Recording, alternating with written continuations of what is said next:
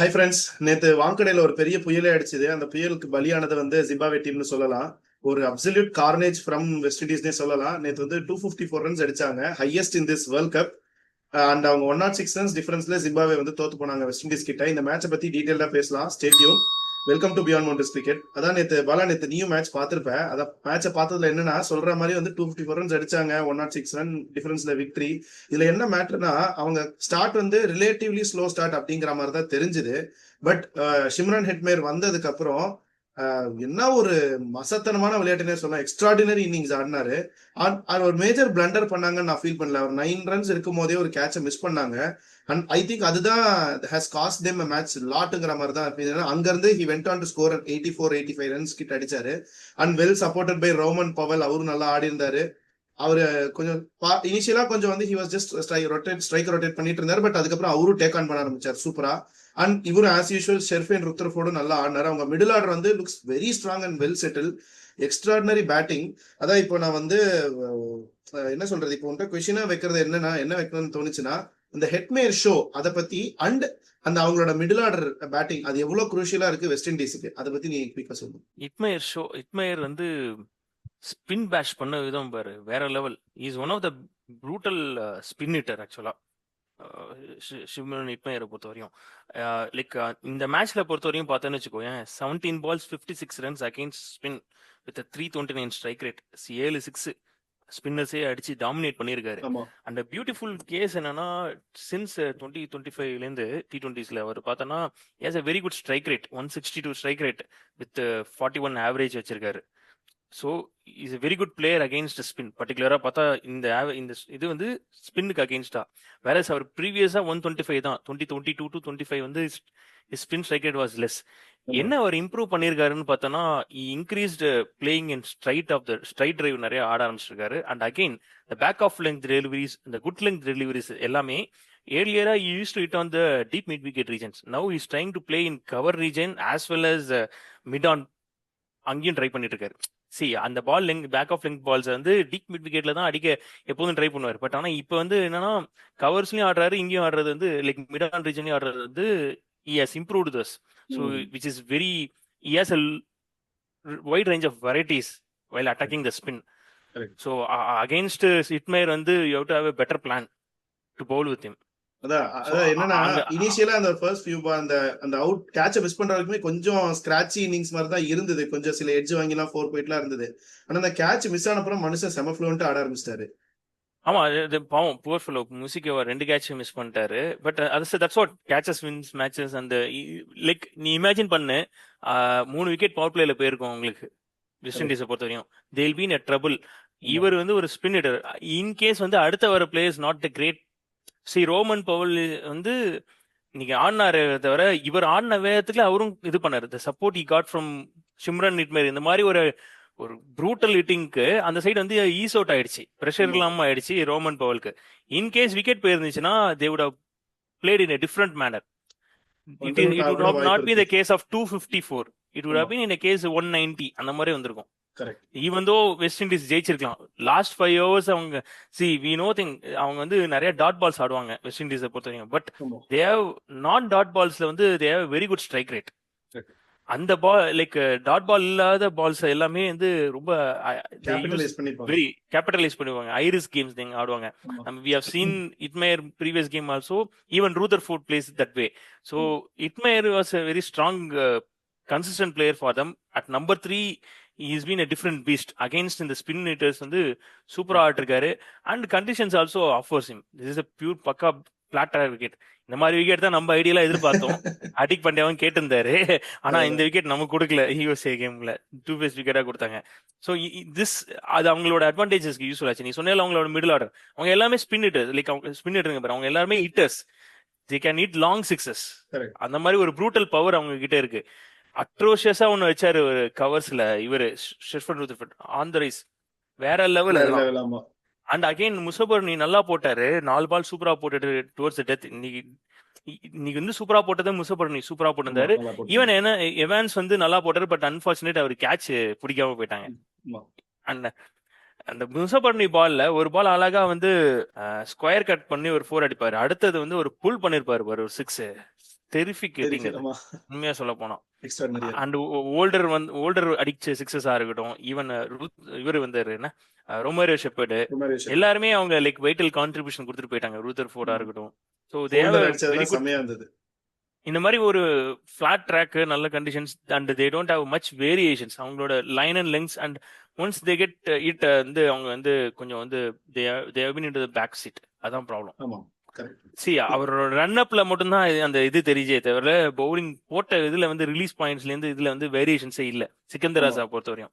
Correct. Okay, so that's அந்த ஆஸ்பெக்ட்ஸும் இருக்கு.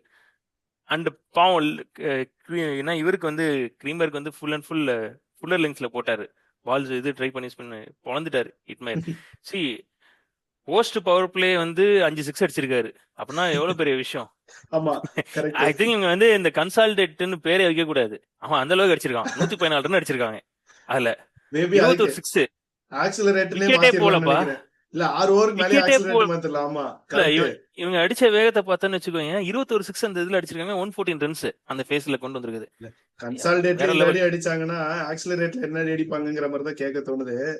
அதான் லைக் இப்போ நம்ம வெஸ்ட் இண்டீஸை பத்தி நீ பேட்டிங்கை பத்தி டீட்டெயிலா பேசிட்ட. அதான் அடுத்து நம்ம ஜிம்பாவே பத்தி பேட்டிங் பத்தி பேச ஆரம்பிக்கும் போது எனக்கு இதுல 2-3 கொஸ்டின்ஸ் சேர்த்து வைக்க தோணுது. ஒண்ணு வந்து ஸ்கோர் கார்டு ப்ரெஷர், அதுதான் அவங்களோட காரணமா, இல்ல வந்து அவங்களோட inexperience playing against bigger teams. இந்த ரீசெண்ட் டேஸ்ல நான் சொல்றேன், ரீசெண்ட் ஃபியூ இயர்ஸாவே அவங்க வந்து இந்த ஐசிசி பிரச்சனைக்குள்ள போய் அதுக்கப்புறம் பேன் ஆகி வெளியே வந்து அதெல்லாம் நடந்ததுக்கு அப்புறமே they have not played against bigger teams. Bigger teams கூட ஆடி இருந்தாலும் பி சைட் சி சைட் கூட தான் விளையாடி இருக்காங்க. ஸ்ட்ராங் சைடோட விளையாடுனது இல்ல.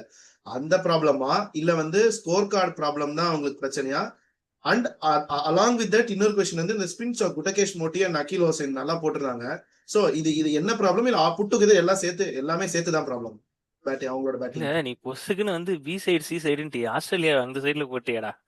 பாவி பயல. ஆஸ்திரேலியா, ஸ்ரீலங்கா இவங்க எல்லாருமே ஜெயிச்சு தானே ஜிம்பாப்வே வந்தாங்க. கரெக்ட். I'm not ignoring. ஆனா ஆஸ்திரேலியா வீக்கர் சைடு அவங்க, பட் ஸ்டில் அவங்க நல்ல team. Favourites favourites like correct தான். நான் தான் சொல்றேன்ல அதெல்லாம் முன்னாடி ஆக்சுவலா பைலேட்டர்ஸ் பார்த்தா பத்தி நான் பேசுறேன். ஆக்சுவலா வந்து காரணம் அது கிடையாது. பாவம் அவங்க adapting to the different conditions it is not very easy. இந்தியாவுக்கே நம்ம பார்த்தோம், நம்ம பிளேயர்ஸாலேயே குவாலிட்டி லைக் நம்ம we are very top quality side. நம்ம பிளேயர்ஸ்னாலே அவ்வளோ எக்ஸ்பீரியன்ஸ் இருக்கு பிளேயிங் இன் T20. அவங்க நம்ம ஹோம் கண்டிஷன்ஸ். ஸ்ரீலங்கால போயிட்டு அங்கே slow turn different conditions and coming in Ahmedabad like Indian conditions வரும்போது பால் ஸ்கிட் ஆகிறது. ஸோ டிஃப்ரெண்ட் என்ன சொல்றது கண்டிஷன்ஸே டிஃப்ரெண்டா இருக்கிறதுனால ஸோ அது வந்து அடாப்ட் பண்ணிக்கிறதுக்கு கொஞ்சம் டைம் எடுக்கும். ஜிம்பாப்வே பொறுத்தணும். ஜிம்பாப்வே டீம் அவங்களுக்கு வந்து they are good players against spin which we have seen. The quality slow spin tracksல அவங்க எப்படி ஆடினாங்கன்னு நம்ம பார்த்தோம். இதே நான் உனக்கு கிளியர் இது சொல்றேன். இந்த கண்டிஷன்ஸ் 2 ஃபேஸ்ட் விக்கெட்டா இருந்துச்சுன்னு வச்சுக்கோயேன், ஒரு ப்ராப்பர் ஸ்பின்னிங் விக்கெட்டா இருந்துச்சுன்னா அட்வான்டேஜ் would have been ஜிம்பாப்வேவோட they easily chased 180 against quality spin attack Sri Lanka. So அது மேட்டர் கிடையாது. ஒரு ஃபிளாட் விக்கெட்ஸ்ல they don't have a proper hitters. That's a problem. இவங்க brutal hitting and any team post 200 on a knock out match வந்து it is a very tough pressure. Obviously it will be there. They have to go for they have to brain பண்ணிட்டு இது வரையும் விக்கெட்டே கொடுக்கவே இல்லை. ஆனா இன்னைக்கு பாரு first time. So and that was a good ball from Akhil Hossain. Ball drifting away. So he got beaten. Gudakesh Motti நல்லா டீசெண்டா ஸ்பின் பண்ணிருந்தார். bowling சூப்பரா போட்டிருந்தாரு. அவங்களோட இது they hit in the right spots actually. And moreover like என்ன இதுனா அவங்களுக்கு they don't have an option. They have to go for it because that much asking rate are there. If they have a quality hitting, இப்போ நீ Evans பாரு, clean ஹிட்டிங்ஸ் சூப்பரானது. ஆக்சுவலா பார்த்தா நம்ம Indian fans கொஞ்சமாச்சும் அவங்களுக்கு வந்து சந்தோஷப்பட்டிருப்போம். அப்பா குலசாமி இல்லைன்னா 150 ரன்ல ஜெயிச்சிருப்பாங்க வெஸ்ட் இண்டீஸ். அவர் அடிச்ச அந்த 47 ரன் கொஞ்சம் ஓரளவுக்கு நமக்கு காப்பாத்துது. நெட் ரன் ரேட் இதுல அதுவும் நெட் ரன் ரேட் போச்சு. அப்பயும் ஒண்ணும் பண்ண முடியாது. அதாவது இந்தியா எப்படி என்ன நிலைமைன்னு வச்சுக்கோயே, நம்மளோட நிலைமை வந்து சவுத் ஆப்பிரிக்கா வெஸ்ட் இண்டீஸோட ஜெயிச்சே ஆகணும். இந்திய ஃபேன்ஸ் வந்து என்னன்னா வேண்டணும் சவுத் ஆப்பிரிக்கா ஜெயிக்கணுங்கிற ஒரு ஆஸ்பெக்ட் இருக்கு. கண்டிப்பா நம்ம நிலைமை அப்படி ஆயிடுச்சு. One bad game can cause, but this is not new for Indian team or Indian cricket fans. One bad day வந்து நம்ம பல வருஷமா பார்த்துட்டு இருக்கோம். சின்ஸ் 2017 சாம்பியன்ஸ் ட்ரோஃபி ஃபைனலா இருக்கட்டும், 19 செமிஃபைனலா இருக்கட்டும், 23 இதா இருக்கட்டும், போய் பழகி போச்சு. ஸோ இதுவும் அந்த one bad game it can causes. Only thing we can hope that South Africa win. Otherwise some இல்லைன்னா ரொம்ப மிராக்கிள் நடக்கணும். இந்தியா வந்து ஜிம்பாப்வேயோட ஒரு லார்ஜ் மார்ஜின் நம்ம ஒரு 320 வெஸ்ட் அடிச்சு இண்டீஸ் அவங்க ஜெயிச்ச ஒரு மாதிரி. 120 அவன் நம்ம ஒரு 300+ இல்லை 250+ போஸ்ட் பண்ணி அவனை 120க்கு ஆல் அவுட் பண்ணி பிக் மார்ஜின்ல ஜெயிச்சுட்டு திருப்பி வெஸ்ட் இண்டீஸோட அதே மாதிரி பிக் மார்ஜின் அடிக்கணும். இதெல்லாம் நீ சொல்றது எப்படி தெரியுமா இருக்கு? இந்த 2025 ஐபிஎல் விட்டு அதுக்கு முன்னாடி எல்லா வருஷமும் ஆர்சிபி உட்காந்து கணக்கு போட்டுட்டு இருப்பாங்களே, அந்த மாதிரி இருக்கு நீங்க சொல்றது பார்த்தா. But let's hope miracles to happen. அதுதான் நம்மளால அதான் பண்ண முடியும். என்ன இதுல ஒரே நீ சொல்லும்போது அதான் சொல்றேன். ஒரே நல்ல நான் விஷயம் அவனை என்னன்னா, சொல்றேன் நம்ம be optimistic. Still feel that ஏன்னா conditions will be different. They will not get the same. I hope they will not get அஹமதாபாத்ல வந்து இதே மாதிரியான பியூர் அடுத்து பிளாட் பார்க்கலாம். விக்கெட் எடுக்க மாட்டாங்கன்னு நான் எதிர்பார்க்கறேன். Ahmedabad against South Africa, West Indies South Africa match on Thursday. So அந்த இதில் ஒரு 2 ஃபேஸ் விக்கெட் டே கேம்னால ஐ ஃபீல் தட் கொஞ்சம் விக்கெட்ஸ் இந்த அளவுக்கு ஈஸியா இருக்காது. விக்கெட்ஸ் கொஞ்சம் 2 ஃபேஸ்டா இருந்துச்சுன்னா வெஸ்ட் இண்டீஸ்க்கு வந்து அவங்களோட பேட்டர்ஸ் வந்து கொஞ்சம் ட்ரபிள் ஆவாங்க. புரியுது. If they have flat wicket they have an advantage because they have a very good quality hitters. They can also run the show. அந்த மாதிரியான பிளேயர்ஸ் இருக்காங்க. அதான் நான் வந்து அடுத்து வந்து ஹவு இம்பாக்ட் இந்த குரூப்ல என்ன இம்பாக்ட் இருக்கும்னு கேட்கலாம்னு நினைச்சேன். But I think you already answer that question. அந்த இம்பாக்ட பத்தி நீ டீடைலாவே டச் பண்ணிட்டேன்னு நினைக்கிறேன். ஆமா, ஸோ அதான் இந்த இம்பாக்ட் வந்து it is a figure impact ஆக்சுவலா. நமக்கு பொறுத்த வரையும் நம்ம லாஸ் வந்து பெரிய இம்பாக்ட் தான் ஆக்சுவலா. நம்ம எப்படி கவர் பண்ண போறோம்னு தெரியாது. ஏன்னா ரொம்ப டஃப். என்ன ஒரு அட்வான்டேஜ் வந்து என்னன்னா நம்ம வந்து பார்த்துட்டு ஆடலாம். நம்ம லாஸ்டா ஆடுறதுனால அது ஒன்று. But again west Indies South Africa it's seriously crucial match. அதாவது அவங்க ஆடுறாங்க ஆனா அந்த அது match knock west out Indies match நமக்கு. ஜெயிச்சிட்டாங்கன்னா இட் இஸ் வெரி டஃப்.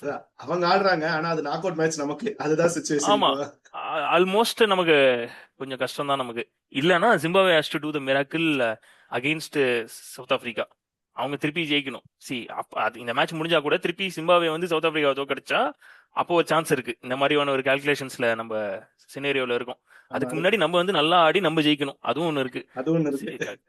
நம்ம வந்து சென்னையில வந்து என்ன கண்டிஷன்ஸ் கொடுக்க போறாங்க. இது வரைக்கும் நல்ல பேட்டிங் ட்ராக் இருக்கு. Will do detailed review on that aspect. Also West Indies மேட்சும் நம்ம டீடைல் ரிவ்யூ பண்ணுவோம் நம்ம. அண்ட் அகைன் வெஸ்ட் இண்டீஸோட கல்கட்டா எனக்கு என்ன பயம்னு வச்சுக்கோயேன். இவங்களாம் விட எனக்கு என்னன்னா அந்த ஈடன் கார்டனோட கியூரேட்டர் மேலதான் எனக்கு பயம். அவன் புஸ்குன்னு ஏதாவது கொடுத்தான், அவன் கேட்கவே மாட்டான். நமக்கு ஐசிசி கொடுக்கறதா பண்ணுவான்.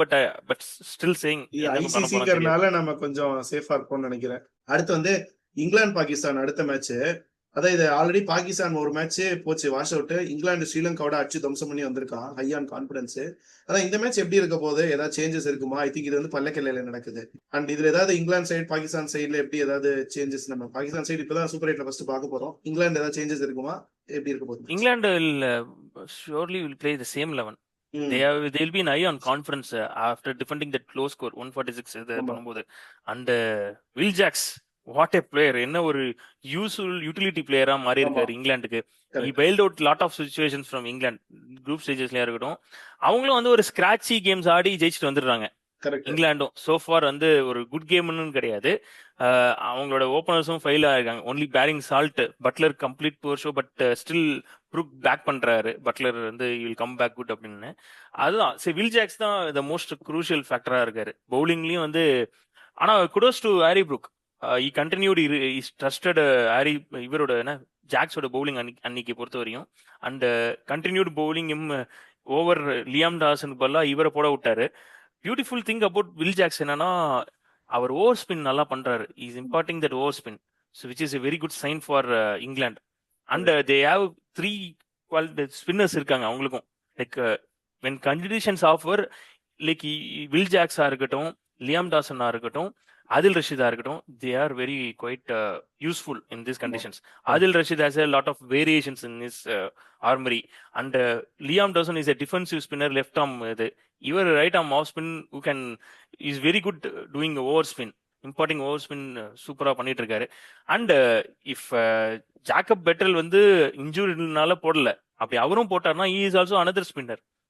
So ஆப்ஷன்ஸ் அவங்களுக்கும் நிறைய இருக்கு இந்த இதை பொறுத்தவரைக்கும். அண்ட் நாளைக்கு ஐ ஹியர் தட் திங்க் பள்ளிகலையில ஃப்ரெஷ் பிச் தான் கொடுக்க போறாங்க. ஸோ ஃப்ரெஷ் பிச்னால the batting will be better then the last game they played. And they have experience playing in this condition. ஸ்ரீலங்கால அவங்க வெல் ப்ரிப்பேர்ட். இந்த கேம் வந்து ஸ்ரீலங்கால ஆடிட்டு தான் வந்திருக்காங்க. ஸோ அதனால அவங்க இந்த கண்டிஷன்ஸ்க்கு பைரேட் ஏற்ற மாதிரி விளையாடி ஜெயிச்சு அண்ட் இந்த கான்ஃபிடன்ஸ் இருக்கும். அந்த other hand poison being poison அன்னைக்கு நியூசிலாந்து மேட்ச்ல உஸ்மான் இவ என்ன கவாஜா நஃபே டிராப் பண்ணாங்க. நாஃப் வந்துட்டு திருப்பி பழைய என்ன வசூல் ராஜா எம்பிபிஎஸ் காமெடி மாதிரி அது மாதிரிதான் இருக்கு. என்ன பழைய பேஷண்ட் வெளில அனுப்பிச்சிட்டு புது பேஷண்ட் கொண்டு வர மாதிரி ஃபக்கர் சமான் உள்ள வந்திருக்காரு. பாபர் அசாம் கூட எனக்கு என்ன நடக்குதுன்னா மைக்கேல்சன் ஓப்பனாவே சொல்லிட்டாரு, அவர் வந்து கேம் இம்ப்ரூவ் பண்ணி ஆகணும், அடாப்ட் பண்ணிக்கணும், இப்ப இருக்கிற இதுக்கு மாதிரி ஸ்ட்ரைக் ரேட் ரொம்ப மோசமா இருக்குன்னு ஓப்பனாவே சொன்னாரு. ஆனா ஸ்டில் அவங்க வந்து பாபர் அசாம் தான் பேக் பண்றாங்க. இல்லதான் அந்த சூப்பர் பொசிஷனுக்கு ஸ்டார்னு நினைச்சுக்கிட்டு அவரை பேக் பண்ணி தான் ஆகணுங்கிற ஒரு கம்பல்ஷன்ல இருக்காங்களா என்னங்கிறது எனக்கு சீரியஸான கொஸ்டினாவே இருக்கு. ஏன்னா அவர் ஒண்ணுமே ஹீஸ் நாட் ஏன்னா கான்ட்ரிபியூஷன் எதுவுமே இல்ல. அப்படி இல்லாத பிளேயரை நீங்க டீம்ல வச்சு என்ன பண்ண போறீங்க? எனக்கு அதான் வந்து புரியல. ஃபீல்டிங் கான்ட்ரிபியூஷன் சொல்றாங்க. சூப்பர் ஸ்டார் நம்ம இவங்க சொல்லிக்கிறது தான் என்ன கண்ட்ராவியோ. ஓ ஏதோ It's up to them. நம்ம பட் எதுவும் சொல்ல முடியாது. அட்வான்டேஜ் ஃபார் இங்கிலாந்து தான் இவர் இப்படி ஆடுறது. கண்டிப்பா கண்டிப்பா ஆமா. அவர் ஒரு Until பக்கம் unless I has to prove, see Babar Azam has to prove, it's nothing. Everyone will blame because there is no hide in that. அவர் தான் poorest strike rate having in this World Cup. அவர் இதை பொறுத்தவரையும் பாபர் அசாமை பொறுத்தவரையும். So அதனால வந்து he has to prove, okay அவரோட place அவர் prove பண்ணி ஆகணும். Fucker Samman உள்ள வராரு. அண்ட் லாஸ்ட் மேட்ச் பார்த்தேன், ஒரு நல்ல விஷயம் என்னன்னு பார்த்தேன்னா சல்மான் மிர்சா வந்தாரு ஷைன் ஷா ஃபிரிடிக் பல்லா. அது ஸோ நல்ல என்ன விஷயம். பண்றாங்கன்னு தெரியல. அதே 11 போறாங்களா லைக் ஜஸ்ட் இது பேஸ்ட் ஆன் மேட்ச் அபண்டன்ட் ஆயிடுச்சு. பட் டாஸ்க்கு முன்னாடி தான் பிளேயிங் 11 இருந்தது. இந்த சேஞ்சஸ் அவங்க பண்ணியிருந்தாங்க. தே ரிலை மோர் ஆன் ஃபரான். சைன்ஸா தான் ஸோ ஃபரான் சைன்ஸ் ஃபரான் அண்ட் சயீம் அயூப் அண்ட் அவங்களோட ஸ்பின் எப்படி இது பண்ண போறாங்க, ட்ரபிள் பண்ண போறாங்கிறது இருக்கு. இஃப் பேட்டிங் விக்கெட் நல்லா இருக்குன்னு வச்சுக்கோயேன், சால்ட்டா இருக்கட்டும் பட்லரா இருக்கும், they will go out in power play. வளர்ந்துருவானுங்க. அண்ட் டாம் பேட்டனும் இருக்காரு, so they will go out. ஆமா. It's advantage. I feel I'll give a little bit advantage for இது இங்கிலாந்து 55-45 நான் கொடுக்குறேன். இல்லதான் நானே ஒன்லி தட் 45 பேஸ்ட் ஆன் பாயிஸ் அண்ட் ஸ்பின், வேற எதுவுமே கிடையாது அவங்களோட ஸ்பின்னர்ஸ்க்கு. நானே லாஸ்ட் மேட்ச் ஸ்ரீலங்காவோட இங்கிலாந்து ஜெயிச்சோடனே எனக்கு வந்து இங்கிலாந்து கொஞ்சம் நல்லா பண்றாங்க பாங்கிற ஃபீல் வந்துருச்சு. ஸோ அதனால கண்டிப்பா பாகிஸ்தானோடய அப்பர் ஹேண்ட் இருக்குன்னு தான் நானும் ஸ்ட்ராங்கா ஃபீல் பண்றேன். Let's see. அதான் இப்ப அடுத்து இன்னொரு மேட்ச் அப்ப பார்த்தீங்கன்னா முன்னாடி சொன்ன ஞாபகம் இருக்கா? ஞாபகம் இருக்கு. இங்கிலாந்து ஜெயிப்பான் நான் சொன்னேன். எல்லாரும் எக்ஸ்பெக்டட் ஸ்ரீலங்கா, நான் சொன்னேன் இங்கிலாந்துக்கு எனக்கு என்னமோ கட் ஃபீல் தோணுது இங்கிலாந்து ஜெயிச்சிருவாங்கன்னு. அதான் இப்ப நல்லா பண்ணாங்க. அதனால எனக்கு இன்னொரு plus point Jofra Archer bowling சூப்பரா போட்டாரு. 150 kph சூப்பரா ஹிட் பண்ணாரு. அவரும் நல்லா போலிங் போட்டாரு. அண்ட் டிஃபென்சிவ் போலிங் ஃப்ரம் ஜேமி ஓட்டனா இருக்கட்டும். சாம் கரன் போன மேட்ச் போலன்னா கூட fine, he will do his cutters will be effective. Big கிரவுண்ட்னால அது ஒரு இது அட்வான்டேஜஸ் இருக்கு. கரெக்ட்.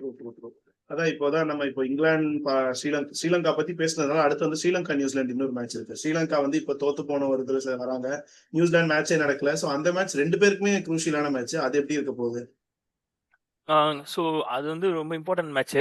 எனக்கு தெரிஞ்சு வந்து ஸ்ரீலங்காக்கு ஒரு இஷ்யூ வந்ததுன்னா நான் ஏன் இங்கிலாந்துக்கு அட்வான்டேஜ் கொடுத்தேன்னா, இஃப் நிசங்கா பத்தும் நிசங்கா ஃபெயில் ஆனா என்ன ஆகும், அதே மாதிரி ரத்னநாயக்கா காலி ஆனா என்ன ஆகும், அதுதான் இங்க அவங்களுக்கு ப்ராப்ளமே. அகைன் வந்து இவங்க 2 பேர் ஃபெயில் ஆனா தே வில் பி இன் ட்ரபிள். அவங்களோட பேட்டிங் வந்து ப்ராப்ளமா இருக்கும். அந்த டாப் 3 பத்தும் நிசங்கா இருக்கட்டும், மெண்டிஸா இருக்கட்டும், ரத்னநாயக்கா இருக்கட்டும், இந்த 3 பேர் வந்து அடிக்கலன்னா ரொம்ப டஃப் ஆயிரும் அவங்களுக்கு பொறுத்த வரையும். ஸோ நிசங்கா இஸ் மோர், அவர் அடிக்கிறத பொறுத்து தான் இருக்கு game. So still that's what I give advantage to New Zealand. New Zealand have the spin attack will be effective in this condition. Colombo கண்டிஷன்ஸ்ல சாண்ட்னரோட bowling வந்து ரொம்ப யூஸ்ஃபுல்லா இருக்கும். And they bring Ish Sodhi also the last game. So Lockie Ferguson வந்தாரு டஃபிக்கு பல்லா. So they also done quite decent changes and they have Lockie Ferguson, mat Henry and face attack பொறுத்தவரை ஜிம்மி நீசம் தேவைப்பட்டுச்சுன்னா. பவுலிங் வைஸ்ல வந்து சாண்ட்னர் இருக்காரு, இஷ்ஷோதி இருக்காங்க. ஸோ தேவைப்பட்டா Glenn Philips also will bowl. So they have quite decent and their batting is better than இவங்கள இதை பொறுத்தவரையும் ஸ்ரீலங்கன் இதை பொறுத்தவரையும். So I give very marginal advantage to New Zealand. அதான் புரியுது. Let's see. அதான் இப்போ வந்து வியூவர்ஸ் எல்லாம் கமெண்ட்ஸ்ல போடுங்க. நியூசிலாந்து ஸ்ரீலங்கா மேட்சா இருக்கட்டும், இல்ல வந்து இங்கிலாந்து பாகிஸ்தான் மேட்சா இருக்கட்டும், யார் வின் பண்ணுவாங்கங்கிறத மென்ஷன் பண்ணுங்க. அண்ட் வெஸ்ட் இண்டீஸோட இந்த விக்டரி இந்தியாவை எவ்வளவு டிமாரலைஸ் பண்ணோம், எவ்வளவு குரூஷியலா இருக்க போகுது, அதை பத்தி நீங்க உங்களோட தாட்ஸ் கமெண்ட்ஸ்ல மென்ஷன் பண்ணுங்க. இந்த வீடியோ உங்களுக்கு பிடிச்சிருந்ததுன்னா எல்லாருக்கும் லைக் பண்ணி ஷேர் பண்ணுங்க. கண்டிப்பா பியாண்ட் மவுண்டன்ஸ்க்கு சப்ஸ்கிரைப் பண்ணுங்க.